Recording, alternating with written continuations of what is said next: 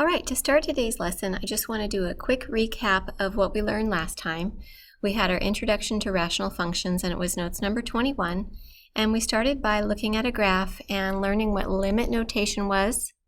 So as x approaches a particular number, the y values are approaching something, and we put that together and called it a limit. So we practiced that a little bit. And then we started learning about graphing rational functions. We started with plotting some points to get an idea of what the general shape is, and we looked at where they might have asymptotes. And then for problem number 2, we associated limits with asymptotes. So for every asymptote, we have 2 limits. And the way we graphed number 2 was to take our graph of number 1 and shift it to the right one because of transformations. So we're going to pick up here with number 3, and this will be notes number 22. Rational functions continued.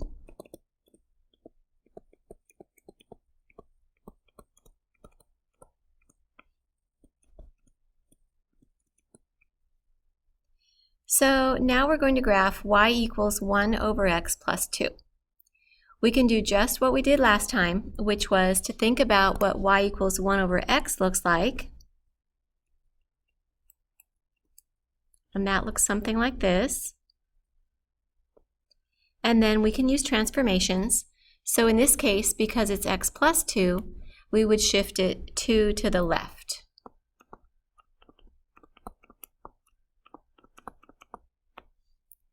So I'm going to go ahead and shift the asymptotes. There would have been a vertical asymptote at x equals 0, so now it's at x equals negative 2, 2 to the left.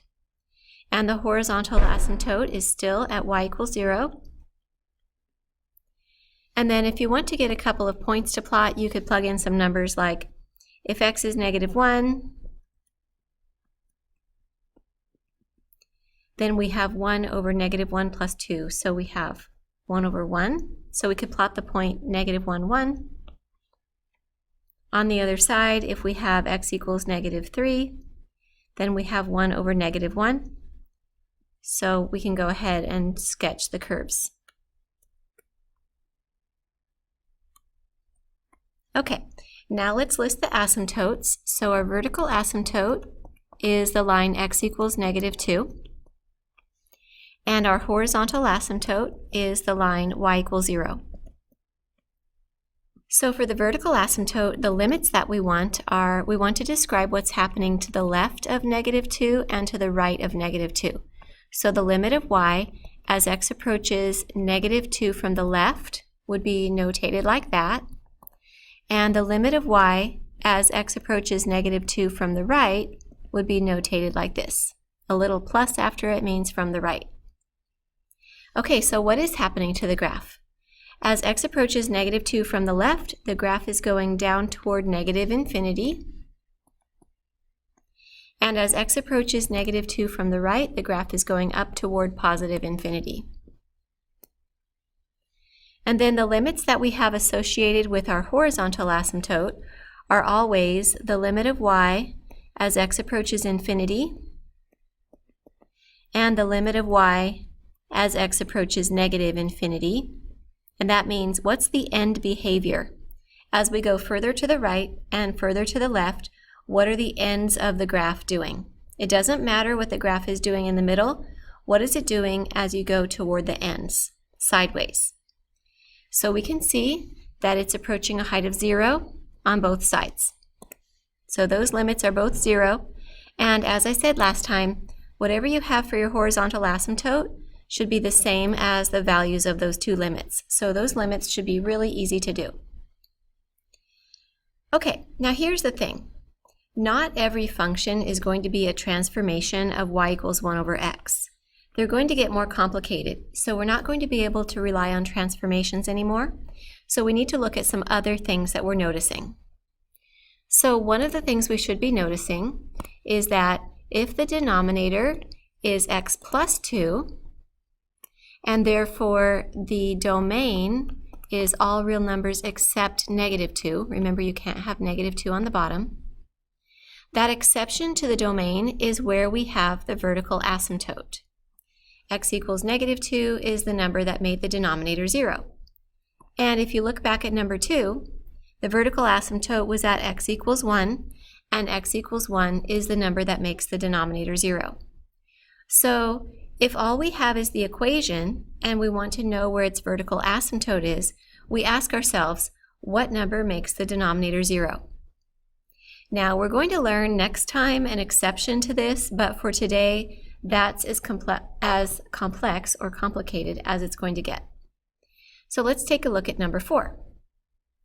If you want to know where the vertical asymptotes are, you ask yourself, what numbers make the denominator 0? And there are actually 2 of them. Because there's an x minus 1 on the bottom, x equals 1 makes the denominator 0. So x equals 1 is a vertical asymptote. Because we have x plus 2 on the bottom, x equals -2 also makes the denominator 0. So x equals -2 is also a vertical asymptote. So if I was to graph those, we would have a vertical line x equals 1 and a vertical line x equals -2. The vertical asymptotes divide the graph into parts. So this graph is going to have 3 parts. It's going to have a part over here, it's going to have a part over here, and it's going to have a part over here. 3 curves. Okay, how about our horizontal asymptote? So what we need to do is remember that the horizontal asymptote relates to what's happening to y as x approaches infinity and as x approaches -infinity. So as x approaches infinity, let's imagine x to be a really large number. Like what if x was 1 million or 10,000 or something really big? What if we were to substitute 1 million in for x? Then our fraction would be 1 divided by almost 1 million times a little more than 1 million. It's pretty close to 1 divided by 1 million squared. That is a very, very large denominator. And what's going to happen if you divide 1 by a very large number? You're going to get a very, very small number. And what do we mean by a very, very small number? We mean basically 0. So 1 divided by a million squared is very, very close to 0. And remember, the limit is saying what you're getting really close to. It's not saying what you actually reach. You may or may not reach 0, but that doesn't matter for a limit. It's what you're getting close to. So the horizontal asymptote is the line y equals 0. So notice on this one, we didn't start by graphing. We're actually going to end with graphing, and we're starting with figuring out the features so that we can graph them.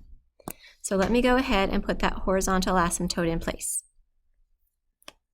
Okay, now let's figure out the limits that are associated with the vertical asymptotes. The limit of y as x approaches 1 from the left, and the limit of y as x approaches 1 from the right. Now once again, I'm not going to be able to do this by looking at my graph because I don't have a graph yet.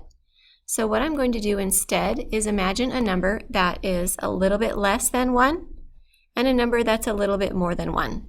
So let's say I'm using the number 1, let me do the less than 1 first. 0.99. That's a little bit less than 1.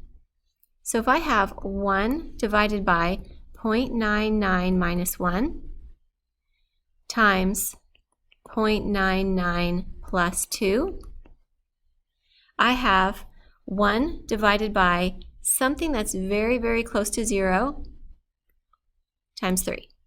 Something very close to 0 times 3 is still very close to 0.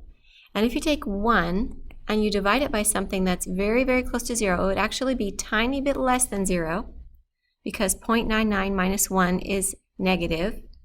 If you take 1 and you divide it by a tiny, tiny negative number, you're going to get a very, very big negative number. So it's going to -infinity. Now let's do the same thing with a number slightly more than 1. So let's take 1.01 as an example. If I have 1 divided by 1.01 minus 1, times 1.01 plus 2.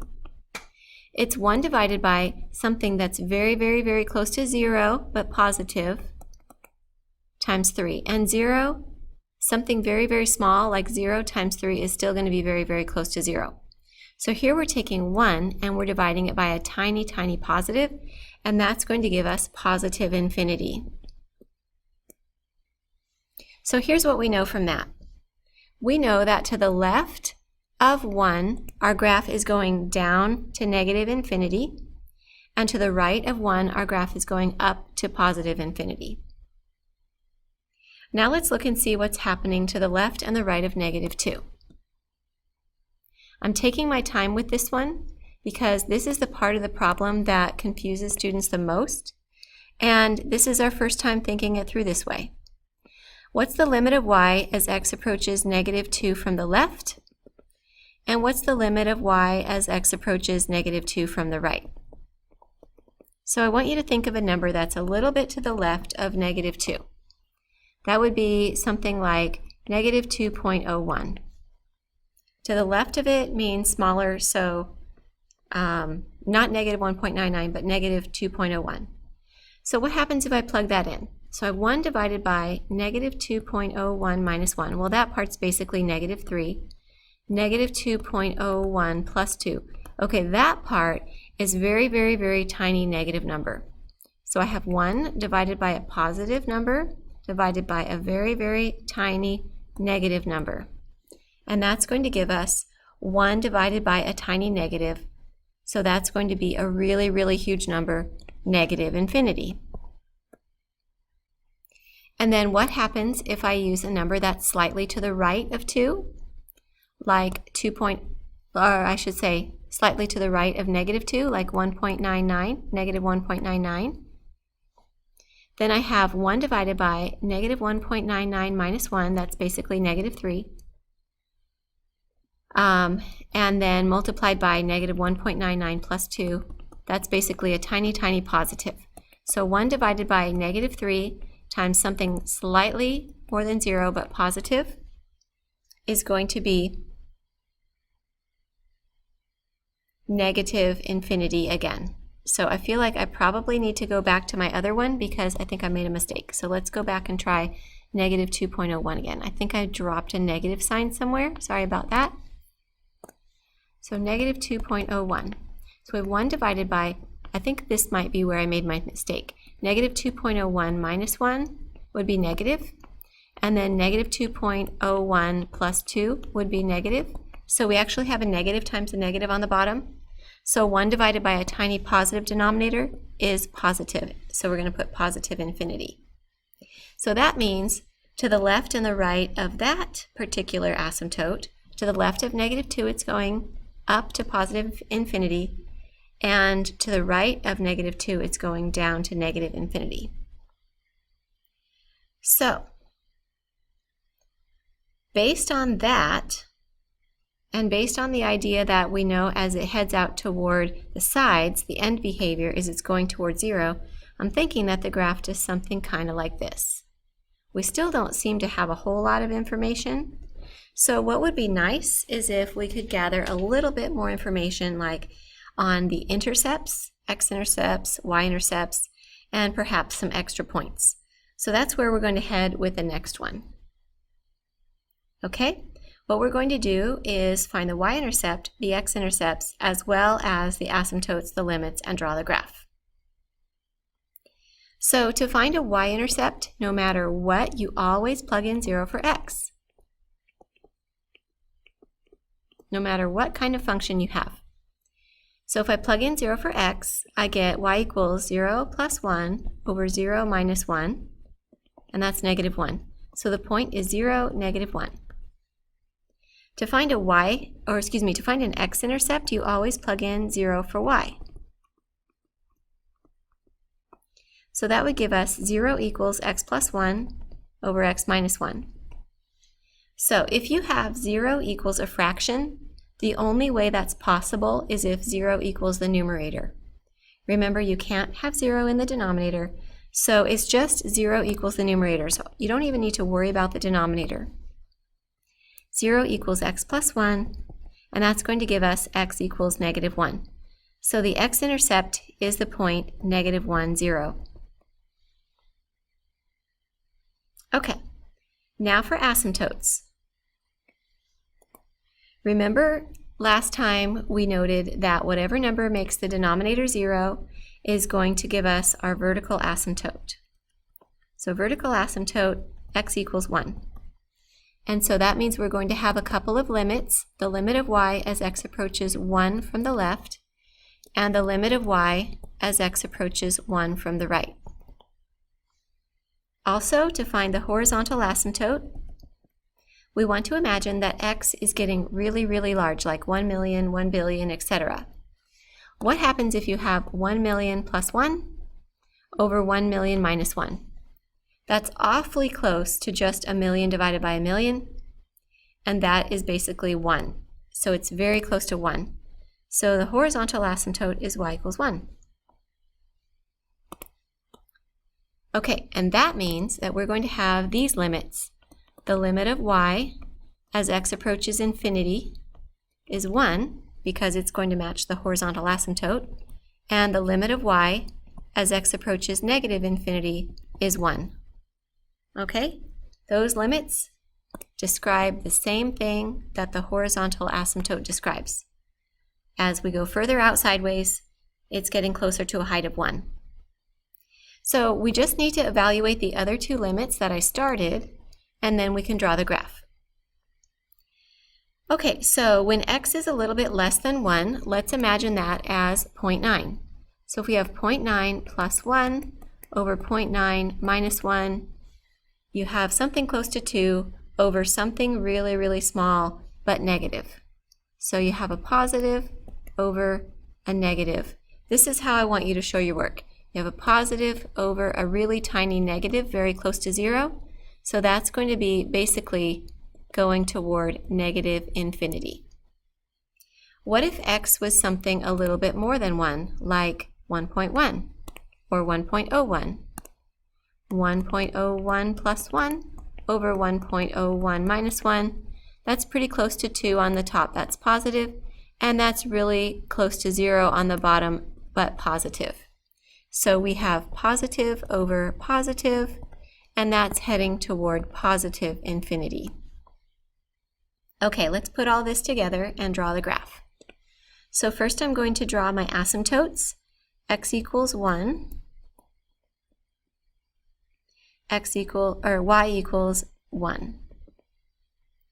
And then I'm going to plot my points, 0, -1, -1, 0. And then according to the asymptotes, it should be going, I'm going to put my pencil on one of those points, go through the other point, and it should be going up toward a height of 1 for the end behavior. And then according to my limits, as x approaches 1 from the left, it should be going down to negative infinity. Now there's going to be a curve on the other side, and you can probably guess it's going to do something like this. But what I'd like to do is find a point to anchor it down. So I'm going to go ahead and find an extra point. And to find the extra point, you just simply choose a number, like x equals 2, plug it into the function. 2 plus 1 over 2 minus 1 is 3 over 1, so that's 3. So let's plot the extra point 2, 3. And then according to our limits, to the right of 1 it should be going up to infinity, and then as we go further out it should be going down toward height of 1. Okay, so that is our big problem for rational functions. Find the intercepts, find the asymptotes, find the limits, draw the graph with extra points. You always need at least one point for each region. So if you have a region to the left of the vertical asymptote, you need at least 1 point over there. And if you have a region to the right of the vertical asymptote, you need at least 1 point over there. More points are fine, especially if you don't think your limits are right or you don't know what to do. You can plot more points, and that will help you see what the curve is doing. Oh boy, there's another one. Wow, this is going to be a long video. Okay, so let's go ahead and power through it. So to get the y-intercept, plug in 0 for x. So we have 0 plus 1, over 0 minus 1 times 0 plus 2, and that's going to give us negative 1/2. So we have the point 0, negative 1/2. To find any x-intercepts, plug in 0 for y, and that means essentially just set the top equal to 0 because the bottom can't be 0. Solve for x and we get negative 1, so we have the point negative 1, 0. For the asymptotes, vertical asymptotes, look at what makes the denominator 0. That would be x equals 1, and also x equals negative 2. So we'll have two limits for each of those. We're going to have the limit of y as x approaches 1 from the left, and the limit of y as x approaches 1 from the right. And we're going to have the limit of y as x approaches negative 2 from the left, and the limit of y as x approaches negative 2 from the right. And for the horizontal asymptote, if you plug in 1 million to the top for x and 1 million to the bottom, each time you have an x, you get 1 million over 1 million squared. So the bottom is so big compared to the top that it's heading towards 0. Y equals 0. I would call it bottom heavy because the bottom is so much bigger than the top. So that means we're going to have the limits. Limit of y as x approaches infinity is 0, and the limit of y as x approaches negative infinity is 0. Okay, so we need to finish our other two limits. So to the left of 1, take a number like 0.9, and when you plug it in, the numerator is positive, 0.9 minus 1 is negative, and 0.9 plus 2 is positive. Positive over negative times positive is negative, so that one's going to be negative infinity. For something to the right of 1, let's use 1.1. So for the numerator, 1.1 plus 1 is positive. For the denominator, 1.1 minus 1 is positive, and 1.1 plus 2 is positive. Positive over positive times positive is positive infinity. For something to the left of negative 2, let's use negative 2.01. So the numerator is going to be negative, and the denominator is going to be negative times negative. Negative divided by negative times negative is negative, so negative infinity. And for something to the right of negative 2, maybe negative 1.09, the numerator is negative, and the denominator is negative times positive, so that's going to work out to be positive infinity. Okay, so let's draw the asymptotes. X equals 1, x equals negative 2, y equals 0, and let's plot the points. 0, negative 1/2, negative 1, 0. Notice that that point lies on the horizontal asymptote. So if you were thinking that you couldn't ever cross an asymptote, that's actually wrong. You can cross an asymptote. Points of the curve can be on the asymptote. The asymptote just tells you what's happening as you go further out. Okay, so now according to our limits, to the left of 1, we're going down. To the right of 2, we're going up. So that section in the middle looks like that. Now I need an extra point for the left section and an extra point for the right section. So let's do negative 3. And when we plug it in, negative 3 over negative 4 times negative 1, that works out to be negative 3/4. So we can plot that. And then according to our limits, we should be going down to the left of negative 2. So it's going to do this. And then for another extra point, let's use x equals 2. And that gives us 3 over 1 times 4. So that's 3/4. So we can plot that point. And then according to our limits, to the right of 1, we should be going up to infinity. So it looks like that. Okay, fantastic. So you only have 2 homework problems, and I want you to use the full big problem process. Find the y-intercept, the x-intercepts, the asymptotes, the limits, and draw the graph with extra points where needed. Thanks, everybody.